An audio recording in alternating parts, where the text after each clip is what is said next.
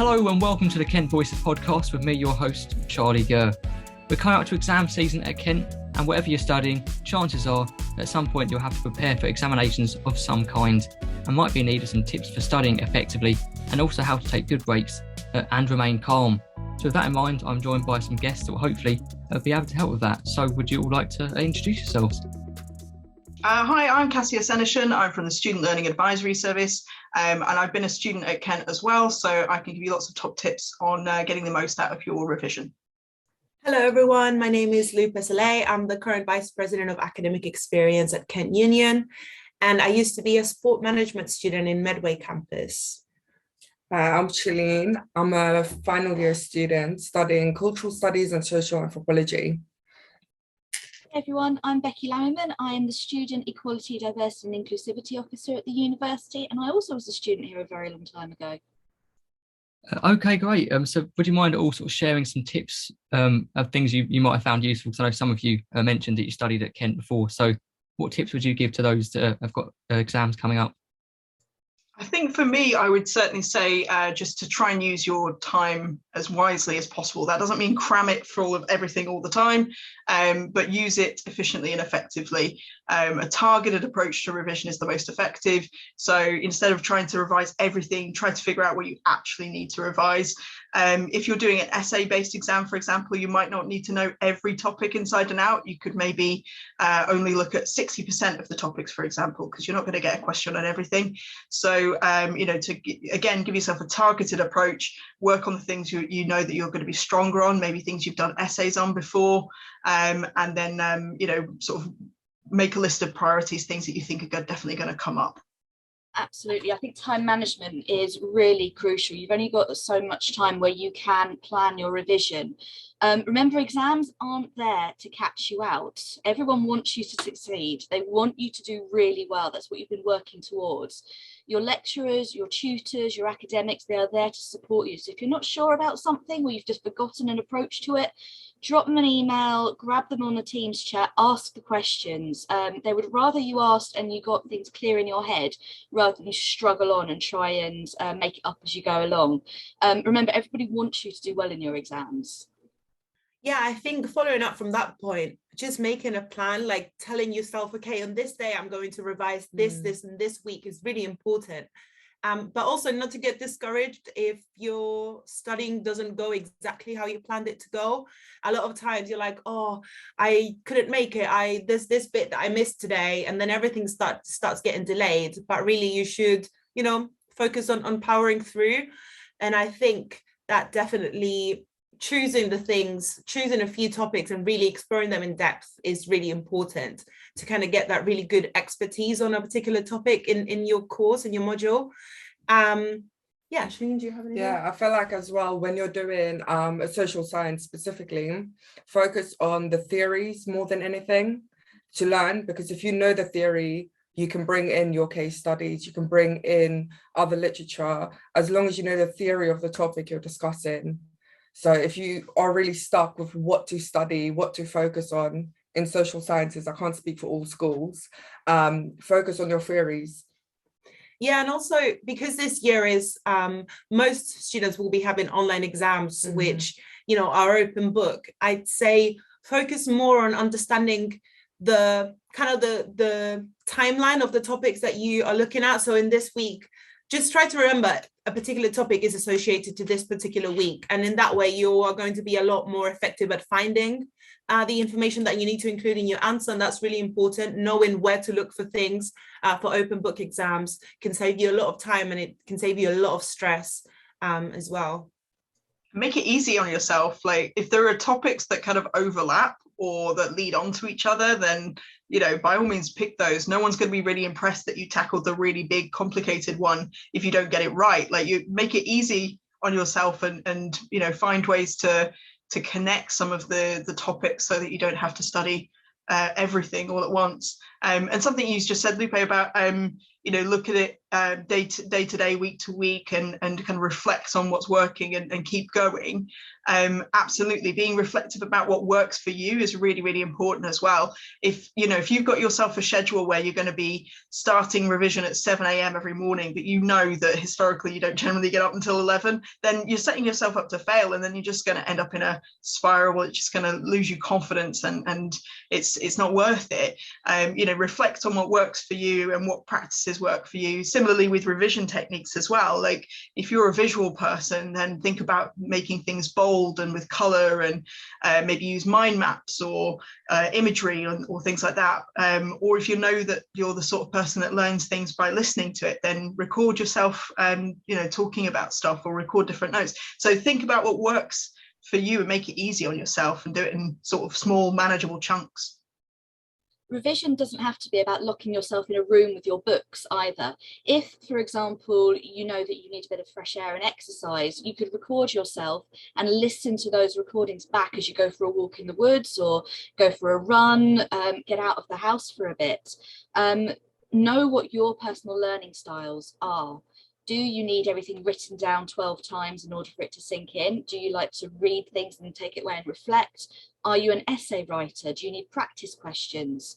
Are you somebody, again, who by saying it out loud, that's how it sinks in for you? Explore all of these different learning styles and techniques. If you're not sure what kind of a learner you are, the university does put on resources to support you. There'll be exam revision techniques and workshops taking place across the university. Speak to your division or your school about what's on to support you, and speak to the Learning Advisory Service as well about what sessions they're putting on. Absolutely, yes. It's really important to keep things fresh and to do things in different ways, to keep your brain guessing as well, but to give your brain lots of chances to reflect and to digest stuff. Revision is just that, it's revision. You're not learning the topic from the beginning. So focus on the key points, the key areas that you're going to need. Again, as Lupe said, if you're doing open book, maybe you don't need to remember the exact date that happened. You just need to remember where you can get that information quickly. So make sure your notes are all organized. They're easily you can find stuff easily, and that you're focusing on the stuff that you will need in the room at the time, or theories, timelines, whatever it is, the consequences of something, the impact, how did it work later, what do you actually need to know. Also knowing what kind of exam will help you. If you're doing a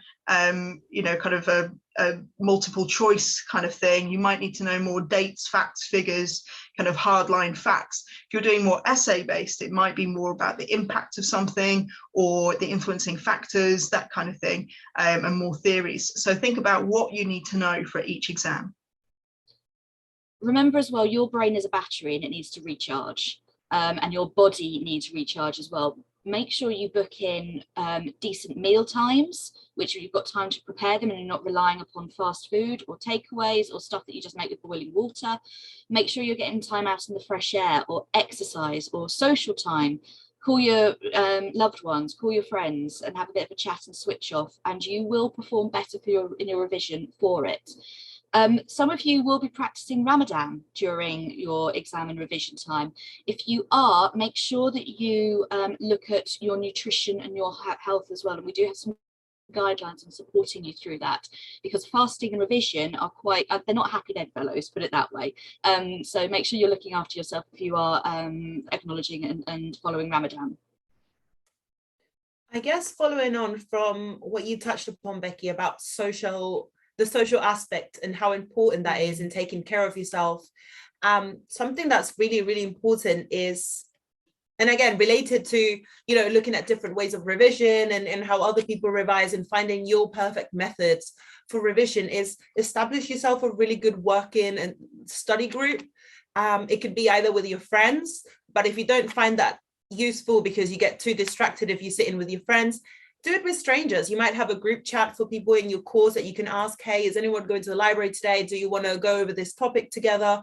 Because a lot of the times you might not understand something, but if you hear it explained by another student, it might be a lot easier to let it sink in, and it might be a lot easier to explore different ways of understanding a single topic. And that's really, really important to do. Also, when you're in the library studying or at home studying, If you're like me and you find quite hard to stay motivated, give yourself rewards. So if you've completed these 2 topics today, when you've completed them, you get to go out with your friends for the night, or you get to go home and watch a movie. Whatever it is that you enjoy doing, make sure to reward yourself. Treat yourself when you've achieved your revision. So when you've completed the topics you wanted to complete that day, go out and have fun, or stay in and have fun, whichever you enjoy more. Just make sure to treat yourself when you have achieved your goals. And on the other side, if you haven't achieved what you wanted to achieve in that day, don't beat yourself up. You always, tomorrow is a new day, and you can always start all over again. It's more detrimental to beat yourself up about not finishing something, a particular topic or a particular week. But you can stay motivated and treat each day as a unique day where you can start all over again and do things in a new, fresh, perspective, and with a fresh outlook as well. Yeah, take it day by day. Don't be too hard on yourself, because that's not gonna benefit you at all. Along that same line as well, like, make sure those are manageable targets, like, that they're actually doable, because again, you're going to be setting yourself up to fail if you think, I'm going to revise this entire topic by 3 p.m. Like, that's just not going to be manageable. So, break it down into smaller chunks and make it actually achievable, because there's nothing more satisfying than crossing something off your list. So make those targets actually plausible, and something that you can cross off, instead of just, I'm going to revise this topic today, or I'm going to revise this module. Be specific about it. I'm going to read this chapter, or I'm going to go through my notes from this particular lecture, or I'm going to re-listen to that lecture. Whatever it is, be specific about it so that it's actually achievable, and then you can have that really satisfying crossing it off your list. Break it down into, again, manageable chunks. There are lots of apps that can help with this as well, with the kind of productivity and keeping you on target. So I don't work for any companies, so if I mention any names, then it's just purely stuff that I've used before. You absolutely can use ones that work for you. There's also, if you go onto the Kent IT website, there's a list of software that the university already has, or that it recommends. There's a tab called productivity, so you can look for specific apps or bits of kit that we might have. But I use something like Microsoft To Do, which you can have on your phone, you can have on your desktop, and it allows you to kind of break down your to-do list into manageable kind of categories. So I have one for personal, one for work, one for stuff I need to do around the house when I get time, kind of thing, DIY projects or whatever. And I can go through and choose, I'm going to do this today, this today, and this today, and that's it. And then it will show me what I'm doing that day. You can also do sort of anti-distraction apps and things like that, like the productivity apps. So Flora, for example, you build a garden from the amount of time you don't pick up your phone. Do you know the one? It's devastating when you do pick up your phone and your little plant dies, though. So just be prepared for that crushing defeat when that happens. And then there's things like Habit Tracker as well, so you can get used to what's working for you and what times of day you're most productive. So stuff like that can be really helpful, just to get a sense of what kind of schedule is going to work for you. I use the Pomodoro technique because I have the attention span of a gnat. So I need to be able to, have something to focus on. And what Pomodoro does is you have sort of 20 minutes of focus time. That's all it is. I'm not going to look at my phone. I'm not going to go off track. I'm just going to focus for 20 minutes. That's manageable. And then you have a 5-minute brain break and you check your phone, look on Facebook, whatever. And then again, 20 minutes. And then if 20 minutes not working for you, if half an hour is better for you, or if 15 minutes is better for you, you just adjust it.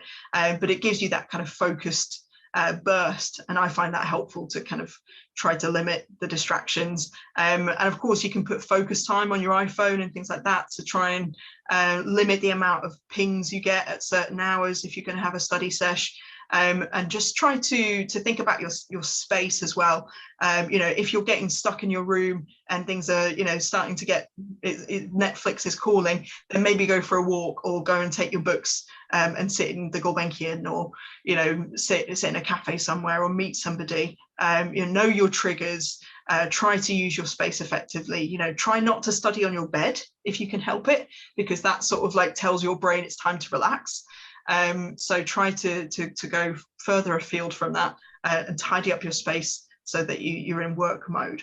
Just on that, we've got a new Wellbeing website, which is basically a digital map being developed, which is listing all of the relaxation and meditation opportunities that you have around campus. So it's places like the Oasis Garden, the Bluebell Woods, the Labyrinth, etc. And there'll be QR codes on posts at each of these locations. And you just scan your QR code, jumps you into the website. And from there, you've got yoga exercises, meditation playlists, information about the nature around you to give you a chance to really kind of switch off and relax. It's fantastic being productive. Not every day that you plan to be productive is going to be productive. You're going to have a day where your brain just isn't engaged for whatever reason. Either you're tired, there's something playing at the back of your mind, you're just not in the zone. Don't worry, it happens to everybody. Write that day off, go and relax, go and do something else. The next day, try again. Don't be scared of those. Yeah, with that, leave yourself, like, I know I need 3 days of just like either doing DIY project or indulging my hobby or just relaxing. So find out how many days you need to recharge to get back on it. It doesn't help that you're working 7 days a week, but you're not absorbing anything because you're so exhausted. So give yourself a day or 2 days, however much it is you need. And the days where you feel like you cannot study today, take the day off and look after yourself. Yeah, and don't compare yourself to others. If you see your course mates or your friends going to the library every single day and you're just thinking, wow, I could never do that. It's not your fault. It is, some people have a different way of working and some people's batteries charge a lot faster than others, and there's nothing wrong with that. Just remember that you are your own unique person. You have your own methods. You have what works for you. But also the situation that people find themselves. We have such a wide, diverse group of students at this university that you can't simply expect for everyone to work in the same way. So don't beat yourself up if, your methods don't seem as, comprehensive or as long as others. Whatever works for you. And that's the most important part. Just be aware of your uniqueness and the traits that make you you, and use that to your advantage. If you've got a part-time job or other commitments in your life as well, make sure that the people who are involved with either setting your shifts or your rotas, whatever it might be, know when your exams are. So when you are available and on call, and they can call you for those last minute sickness covers, etc. And when you're just not available to do that. Because there are going to be times when you just don't need any additional pressure on you for anything else other than your revision and your exams. So just by communicating that well in advance, you take some of that pressure off you. Similarly, it might be a time where you're going to have to say no to some stuff, unfortunately. And this is just about looking after you and also managing other people's expectations. You might be somebody who's involved in lots of committees and doing some volunteering and doing loads of extra hours here and there and getting involved in all sorts of stuff. And it might be just as you go into exam season that's just not possible. In order for you to focus on your studies, this is the last chance for you to show the university what you can do. So, it's really important that you give yourself enough headspace and time to do that without external pressures. So manage those expectations and tell people, you'll be back in a couple of months when things are back to normal.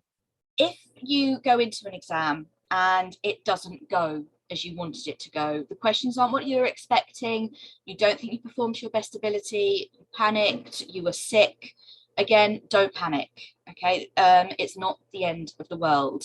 If everything does go horrendously wrong for you, there are other opportunities in the year, there's resits, there's other options. It's not the end of the world, okay? You can have a chat with your tutors, your academics, about what your options are. I think that's a really good point, because a lot of students don't know that you can choose to defer your exams if there's something really heavy going on at the moment. If it comes to May, June, and there's a lot of stuff going on in your personal life and you simply cannot handle it, you can always defer your exam. So know that option is available for you. Know what's best for you and when you'll be able to be at your peak academic performance. And that's the most important part. You want to show the best of yourself. And if you're unable to do that during the main exam season, don't worry, don't panic. You've got other chances and you've got other opportunities where you'll be a lot better prepared, in a lot better mental state as well. So just look at your options, consider them really, really well.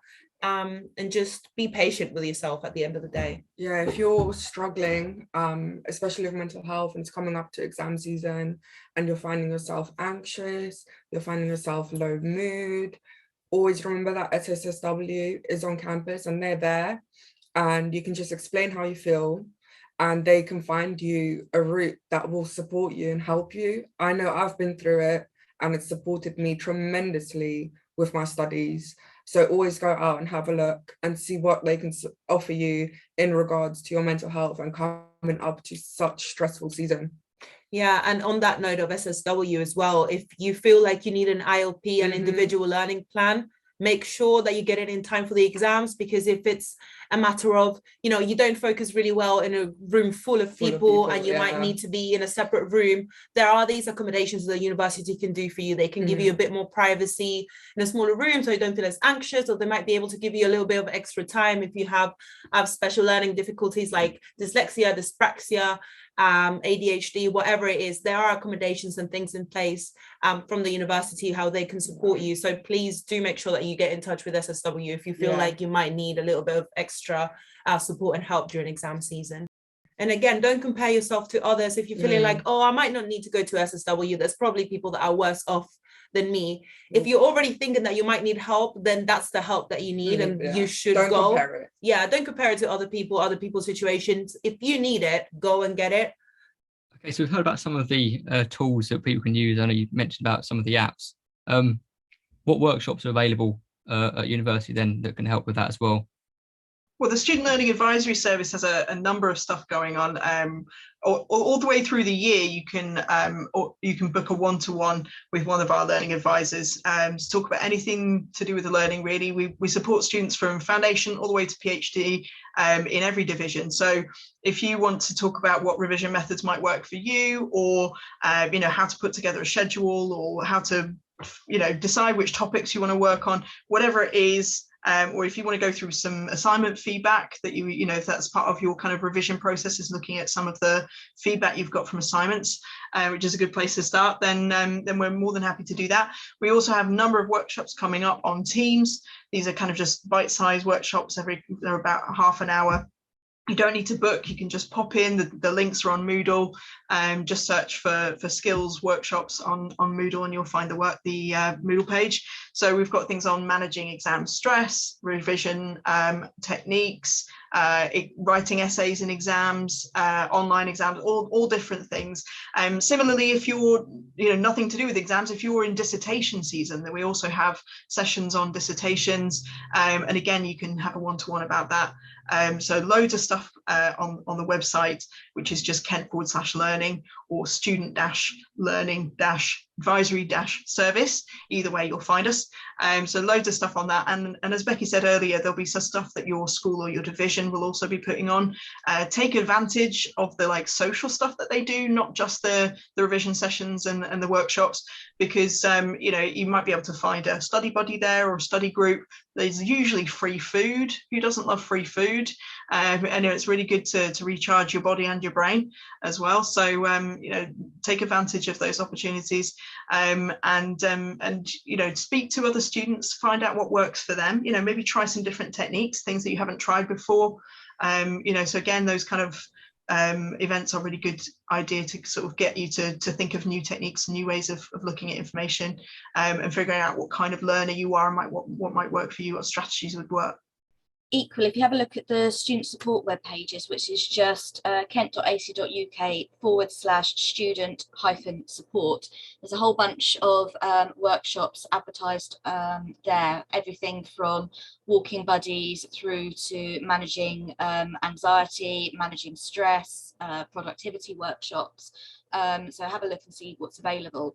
Places like the sports centre may often do as well, just drop in fitness, health, stress relief sessions, just everything from throwing a basketball around to kicking a football, a bit of yoga, anything which might help just get those endorphins going and trigger some of that calm for you. Places like the Oasis Garden as well, which is the big community garden we've got on campus down in Parkwood, have weekly drop-in sessions for students who just want to go and get hands-on with nature, plant something, dig up some veg, learn about the bees. It's a wonderful space to really just go and relax and zone out a little bit. So that's another option. Then there's the labyrinth on campus, which is behind Elliott College. It looks like a carved out piece of the earth. It's wonderful. And that is just a walking exercise where you follow it through. Make sure you haven't got your phone in your hand unless you're listening to some sort of mindfulness podcast while you're doing it. And you just walk that through as many times as you can in the fresh air, and it helps to relax you.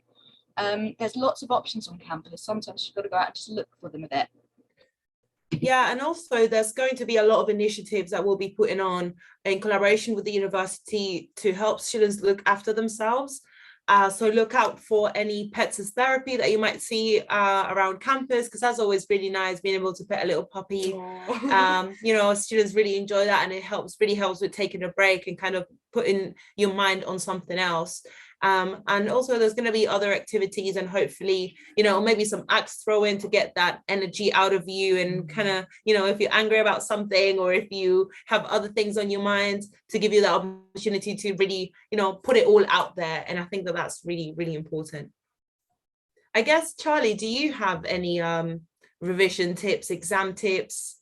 Yeah, so I'm in second year studying journalism on Medway campus, and so I have sort of exams that I sit for university, but I also have exams that I sit for like a professional journalism body, the NCTJ, who also give us sort of separate exams, which we got alongside that.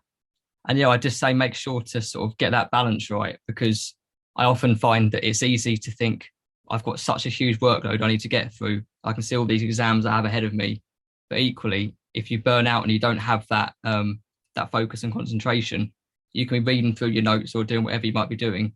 But if it's not going in, that's no good. So for me, I often find trying to sort of at the start of each day thinking, what do I want to aim to get done today? But then what do I also want to have to look forward to?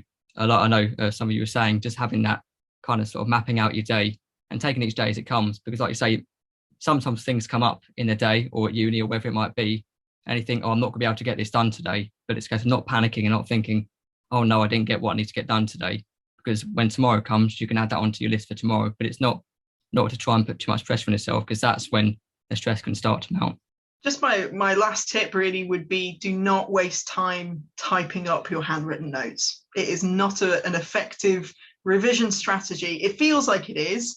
It feels like, yeah, I'm doing something productive, but you're not actually taking it in. So don't waste your time doing that. If you're a handwritten kind of person and you've been taking your notes handwriting this whole time, then that's the kind of person you are. So use that as your kind of methodology, and don't mess about just typing it all up. It's not helpful. You know, spend your time more wisely, be more effective, more efficient with your time.